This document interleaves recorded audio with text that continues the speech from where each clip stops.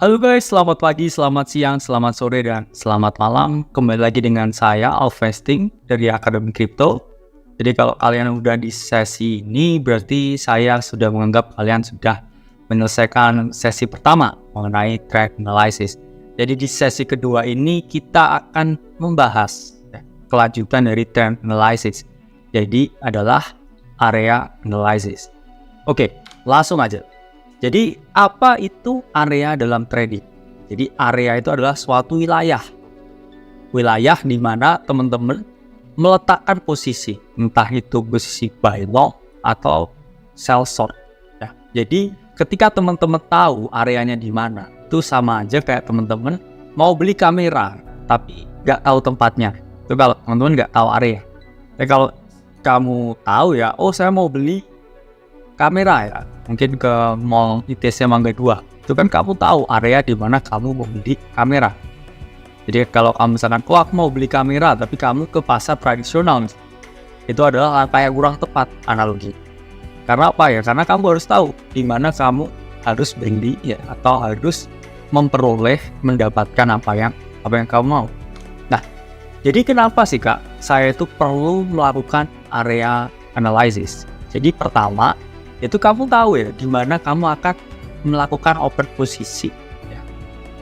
Sama aja nih ketika kamu mau ke pesta kondangan misalkan, kamu pakai sandal jepit misalkan ya, itu apakah hal yang tepat? Ya itu tidak. Sama juga ya ketika kamu pergi ke pantai tapi kamu pakai coat, pakai jaket bomber, apakah itu tepat? Ya itu nggak tepat. Maka dari itu ketika teman-teman tahu area di mana trading, teman-teman tuh long atau buy di area yang tepat, which is support, dan teman-teman jual atau short sell di area yang tepat, yaitu resistance.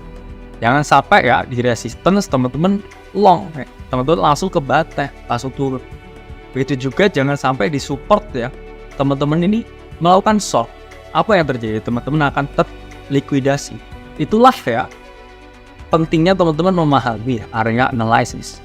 Jadi setelah teman-teman tahu trennya, teman-teman tahu areanya di mana saya harus mengeksekusi. Ya, ketika teman-teman tahu teman-teman di mana harus mengeksekusi, itulah tiba di poin yang kedua. Ya, jadi mengetahui di mana teman-teman meletakkan stop loss. Jadi ketika teman-teman salah, oke, saya keluar di titik ini.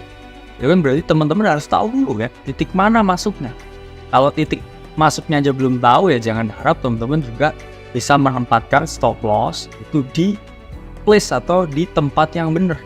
Begitu juga ketika teman-teman meletakkan target profit, itu kan berarti teman-teman harus tahu dulu ya di mana entry-nya, baru teman-teman tahu di mana target profitnya dan stop loss. Itulah pentingnya teman-teman melakukan area analysis. Nah, sebenarnya area analysis di dalam trading itu simple, teman. Itu cuma ada dua, yaitu adalah support, bisa juga disebut demand area permintaan, atau juga bisa disebut area beli. Tapi yang kedua itu resistance, itu kebalikan dari support, yaitu supply area atau area jual ya. Jadi intinya support itu apa ya? Support itu tempat orang kulakan barang. Itu di mana? Distributor misal. Tapi resistance itu tempat orang jual barang, itu di pasar Tanah Abang misal. Jadi orang-orang yang ke Tanah Abang itu mereka itu harganya tuh udah beli di bawah logikanya. Di mana? Ya mungkin di pengepul di Bandung. Beli sepatu kulit misalkan itu di pengepul di Bandung. Itu support. Ya, pasar Tanah Abang itu resistance-nya. Karena teman-teman ya di sana tuh jual ya, itu harganya tuh udah di markup. Harganya tuh udah naik. Jadi kalau pengen murahnya ya beli di mana? Di support. Harus kemana berarti teman? Harus ke tempat distributor. Jangan di tempat yang dia jual di marketplace-nya. Itu sama aja ya teman-teman tuh membeli di resist. Kayak kemungkinan harga itu turun tuh bisa ketika teman-teman nggak ngambil di tempat yang seharusnya teman-teman ngambil. Nah, support atau demand area ya, itu merupakan titik terendah teman-teman. Jadi support itu diasumsikan tempat aman ya untuk beli. Yang mana harapannya ya karena dia aman, itu dia tidak tertembus ya. atau dia tidak jebol. Karena ketika support ini jebol, ya ini menandakan ya kalau pembeli ya itu lebih sedikit ya daripada penjual. Pembeli kalah jumlah. Sehingga apa yang terjadi? Harga akan jebol ke bawah. Kalau jebol ke bawah apakah? Ya berarti support itu sudah terbreakdown. Ketika support terbreakdown, harga itu udah turun lagi. Sama analoginya ketika teman-teman udah pergi nih ke pasar Bandung ya, ke pengepulnya yang beli sepatu kulit. Ternyata di sana ya yang datang cuman 1-2 orang ya. Biasa itu sampai 20 orang. Apa yang terjadi di pasar sana? Pasti harga diturunin. Ya ketika harga diturunin berarti yang harganya biasa 10.000 jadi 8.000 misalnya. Itu kan berarti menunjukkan kalau support ini tertembus. Karena apa? Karena pembelinya sedikit. Analoginya seperti itu. Sehingga dia jebol. Apakah kalau turun tuh bisa semakin turun? Nggak bisa. Kalau apa? Kalau nggak ada yang beli. Saya besok lagi cuma 1. Pembelinya panik ya. Ya udahlah saya jual 7.000 misalnya. Saya masih untung dari harga BEP 5.000. Kalau masih turun lagi, ya itu bisa terjadi. Itulah bahayanya ketika support itu jebol. Artinya itu sepi peminat. Ketika udah nggak ada peminat lagi, support jebol, harga turun terus karena sudah nggak ada yang jagain. Ya. Terus kemudian di resistance atau supply area, ya ini pasar Tanah Abang, tempat mereka jualan.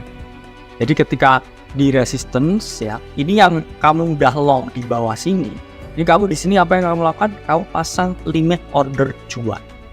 Sehingga ketika harga approach di sini dia akan turun. Mungkin di sini masih ada yang maksa ya, mau beli. Oke, dia naik di sini, orang yang udah beli di sini ya, di sini dia jual lagi.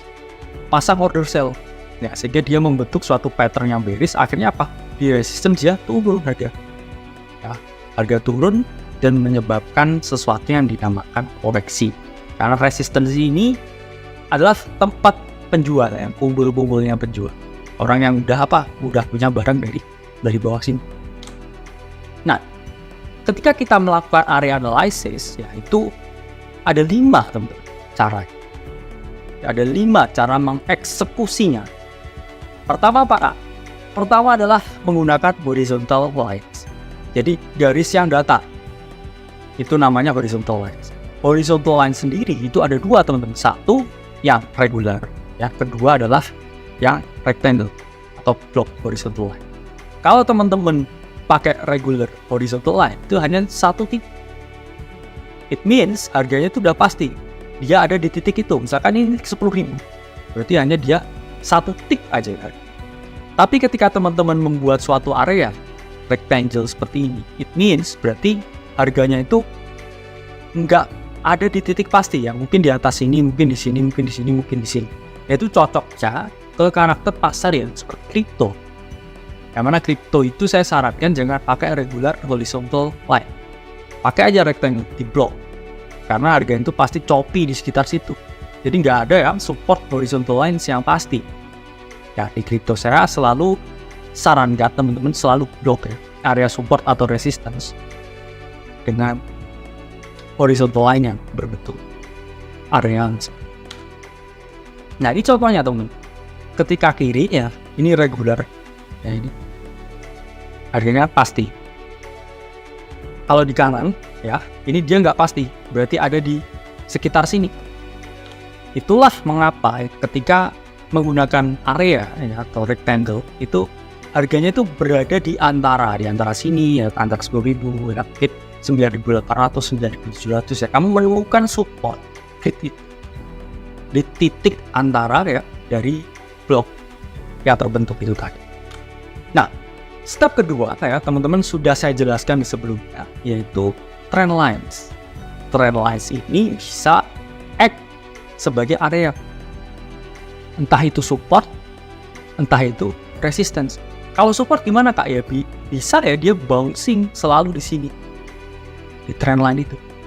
Berarti kan sama aja kan trend lines ini acting as support. Ya karena dia nggak ditembus ya, meskipun garisnya diagonal.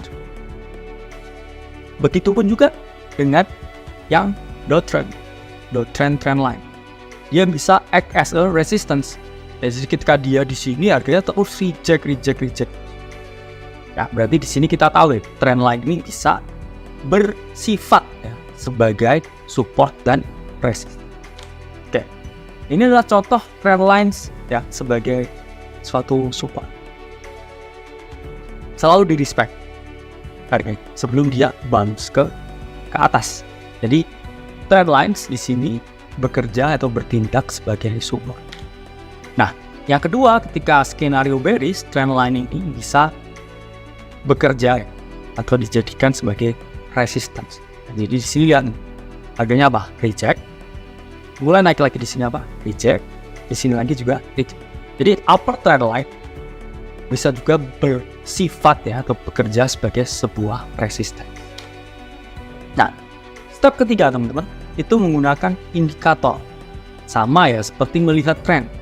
Indikator ini bisa dijadikan suatu area support atau resistance. Sifatnya sama, sistemnya begitu. Sistem yang saya tentukan. Kenapa? Ya, pertama, misalkan teman-teman menggunakan dua exponential moving average. Jadi moving average yang lebih agresif daripada MA yang biasa. Misalkan 13 and 21, teman-teman kombinasikan. Nah, kombinasi dari dua EMA ini melahirkan sesuatu yang namanya the money magnet. Jadi money magnet itu apa, Kak? Money magnet itu keadaan ya yang terbentuk dari dua EMA itu yang terus menerus ya mengikuti pergerakan harga dan dia bersifat seperti magnet.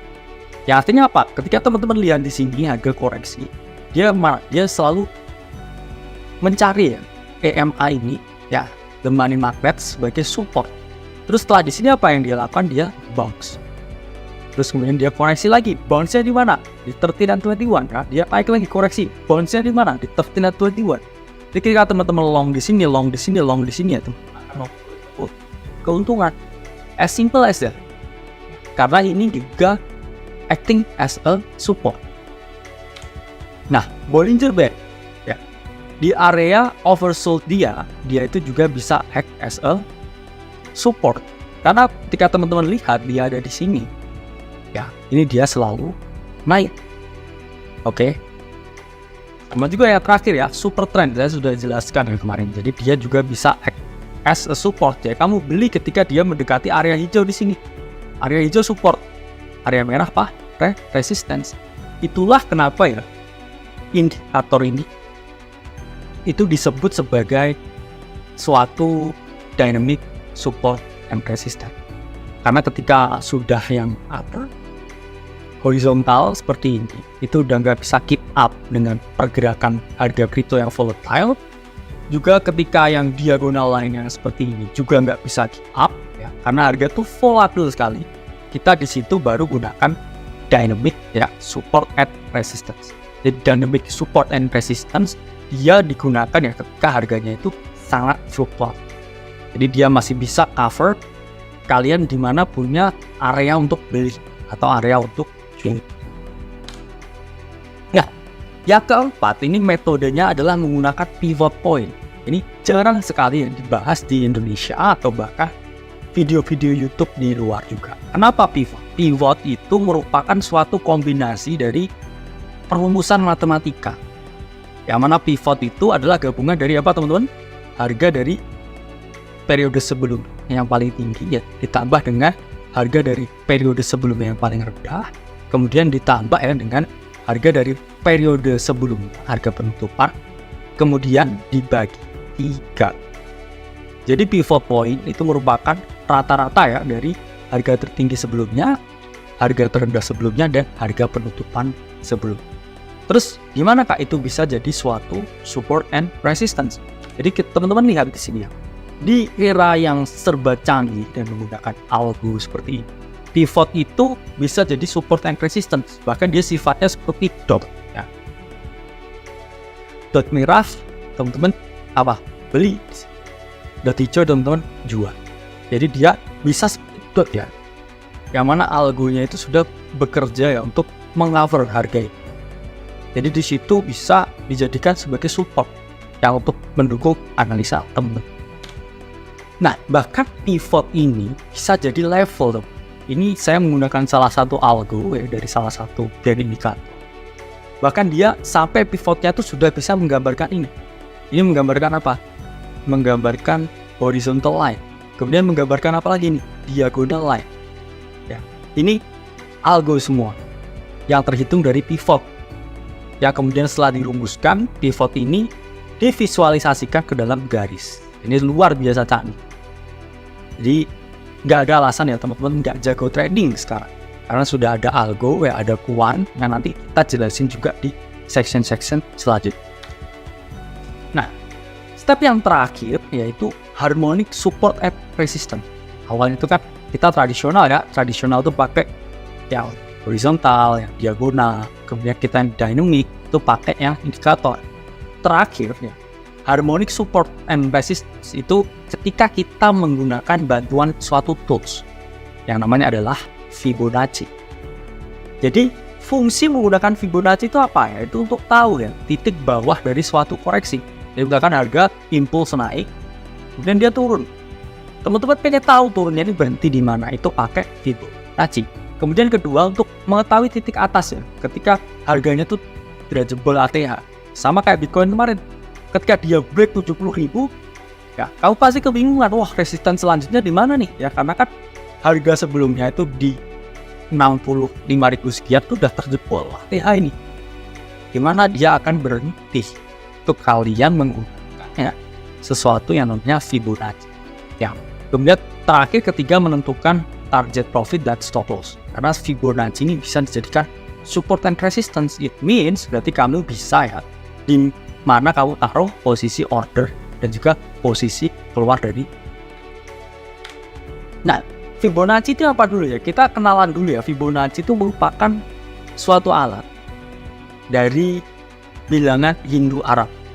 Penentunya ini adalah Leonardo Pisano di tahun 1250 ya. 1250. Jadi si Leonardo Pisano ini ya, di tahun 1250 ya, dia menemukan suatu equation bilangan yang mana ketika angka ini ya dijumlah ya, dua angka tersebut dia memiliki suatu kombinasi ya yang sangat unik. Jadi gimana menentukan bilangan Fibonacci teman? Jadi teman-teman ya tulis ya dari 0 kemudian 1, kemudian angka selanjutnya itu adalah penjumlahan dari angka. Jadi misalkan 01 ya, teman-teman jumlahkan 0 ditambah 1, itu hasilnya adalah 1. Oke. Dari 1 ini teman-teman jumlahkan dari angka sebelumnya, 1 ditambah 1 adalah 2. Oke. Dari 2 ini teman-teman jumlahkan dengan angka sebelumnya, 1 adalah 3. 3 tambah 2 adalah 5, 5 tambah 3 adalah 8, 8 tambah 5 adalah 13, 13 tambah 8, 21, dan seterusnya. Sampai 4181 ini sampai jutaan angka ya, itu merupakan ya sequence atau urutan dari bilangan Fibonacci. Yaitu intinya dia dijumlahkan dengan bilangan sebelumnya. Fibonacci ini punya keajaiban tentu. Apa keajaiban? Jadi ketika teman-teman bagi Fibonacci ini dengan angka sebelumnya, angka Fibonacci sebelumnya, ini muncul suatu rasio ya, yaitu rasio 1,618. Jadi ini teman-teman bagi aja, terus bagi ke belakang dengan bilangan sebelumnya, itu akan muncul suatu angka yang sama, yaitu 1,618. Semua kamu bagi ke belakang, itu akan mengeluarkan rasio yang tetap ya 1,618. Ya, keajaiban Fibonacci yang kedua, teman-teman, itu ketika teman-teman bagi ya angka Fibonacci dengan angka di depan, itu akan lahir suatu rasio yang sama juga, yaitu ketika teman-teman bagi angka Fibonacci dengan satu angka di depannya, teman-teman akan melahirkan rasio 0,618. Nah, inilah keajaiban kedua dari Fibonacci. Bahkan Fibonacci ini memiliki ya 6 atau lebih ya keajaiban yang tidak saya cover di sini, karena esensinya juga bukan ini. Dan dua rasio yang paling penting di Fibonacci itu adalah 1,8 dan 0,18. Kenapa rasio itu penting? Ya, kita lihat slide selanjutnya. Jadi itu pentingnya ya, 0,618 itu adalah menentukan titik retracement. Apa itu retracement? Jadi misalkan first impulse itu adalah bullish, kemudian harga mengalami koreksi atau rejection, ya tempat teman-teman membeli itu harus selalu di golden pocket Fibonacci ya. Pocket Fibonacci itu apa kayak? Jadi Golden Pocket Fibonacci itu adalah area antara 0,5 dan 0,618. Jadi harga itu ya safe to say itu dia di bigger time frame itu dia selalu mencari 0,618 dan 0,5. Ya, bahkan bukan hanya di trading Fibonacci dia, di berbagai bidang ya, seperti geologi, astronomi, itu semua selalu menggunakan Fibonacci. Jadi semua elemen di kehidupan kita, bahkan sampai universe kita, itu diteliti ya menggunakan angka Fibonacci itu juga bisa. Ini betapa ya keajaiban angka ya, atau keajaiban bilang. Jadi safe to say nih ya, ketika teman-teman mau buy or long ya, itu lihat aja ya retracement ya yang terjadi di Golden Pocket Fibonacci. Nah, ini contoh ya teman-teman Bitcoin naik nih ya, kemudian dia turun, mengalami koreksi yang signifikan. Teman-teman lihat sendiri di mana dia berhenti, yaitu di 0,5 dan 0,618. Itu adalah Golden Pocketnya. Kemudian di sini harganya apa? Harganya mantul, harganya naik. Ya ini kan keajaiban ya dari suatu bidang sangat luar biasa. Kemudian ketika harga turun pun, kan dia pasti turun ya, nggak mungkin dia turun ini ya, kecuali yang rug pull ya. Jadi kalau di marketnya efisien ya, harga turun dia selalu melakukan koreksi atau retracement naik. Di retracement naik ini ya, teman-teman lihat juga di mana ya the Golden Pocketnya ya. Harga reject lagi di 0,618 dan di sini reject kemudian turun. Ya, ini menunjukkan ya kalau Golden Pocket yaitu bisa digunakan ya dalam uptrend dan juga dalam downtrend. Nah, ya lihat ya contoh di Bitcoin ya. Tepat reject di mana teman-teman titiknya 0,5 dan 0,618. Pencet nih ya di sini. Ini kan menunjukkan kalau Golden Pocket Fibonacci itu begitu ya powerful ya as a tool untuk teman-teman menentukan ya suatu area. Ini kemudian kalau harga parabolik ya teman-teman tarik ya dari titik tertinggi ke titik terbawah, dan kemudian ini harga tepat ya reject di sini. Jadi kalau misalkan Bitcoin ini all time high-nya ini tembus ya 65.000 ini tembus, kemana dia selanjutnya? Based on Fibonacci 1618, jadikan proyeksi ya untuk take profit first target itu adalah di 85.500. Ya, jadi kalau all time high-nya ini kemarin tembus dan tidak false breakout, itu kita sebenarnya pasti ya, saya berani menjamin pasti menuju ke 85.000.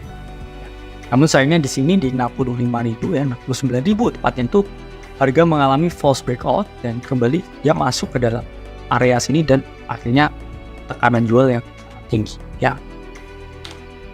Nah, jadi udah paham ya, teman-teman cari dulu trennya, kemudian cari areanya, support resistance-nya di mana, terus cari confluence yang sebanyak-banyak. Jadi misalkan ya yang paling bagus ya di horizontal lines ya, ketemu supportnya, kemudian di diagonal line juga bertabrakan di support yang sama, dan juga di titik yang sama itu merupakan area Fibonacci misalkan, yang didukung dengan indikator. Jadi sebelumnya saya selalu menjelaskan ya, the more confluence, the better the setup. Semakin banyak confluence-nya dari sebelumnya, itu adalah setup yang sempurna. Oke? Ya, mungkin cukup ya sedikit penjelasan ya mengenai area analysis. Kita selanjutnya akan lanjut ke modul ketiga. Saya Alvesting dari Akademi Kripto. Sampai jumpa di video selanjutnya.